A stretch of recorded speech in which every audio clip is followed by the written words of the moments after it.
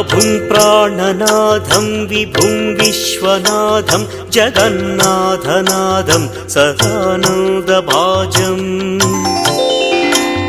भवद्भव्यभूतेश्वरं भूतनाथं शिवं शङ्करं शम्भुमीशानमीडे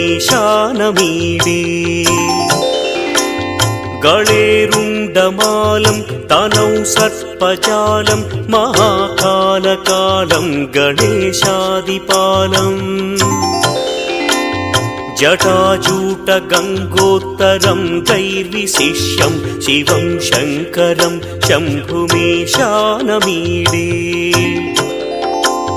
मुदामाकरं मण्डनं मण्डयन्तं महामण्डलं भस्मभूषाधरन्तम् अनादिं ह्यपारं महामोहमारं शिवं शङ्करं शम्भुमीशानमीडे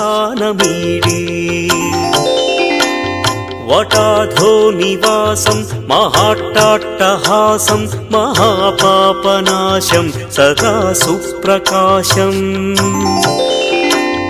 गिरीशं गणेशं सुरेशं महेशं शिवं शङ्करं शम्भुमीशानमीडे गिरीन्द्रात्मजा सङ्गृहीतार्धदेहं गिरौ संस्थितं सर्वदा पन्नगेहम् परब्रह्म ब्रह्मादिभिर्वन्द्यमानं शिवं शङ्करं शम्भुमीशानमीडे कपालं त्रिशूलं कराभ्यां दधानं पदाम्भोजनं राय कामोदधानम् बलिवर्धयानं सुराणां प्रधानं शिवं शङ्करं शम्भुमीशानमीडे शरच्चन्द्रगात्रं गणानन्दपात्रं त्रिनेत्रं पवित्रं धनेशस्य मित्रम्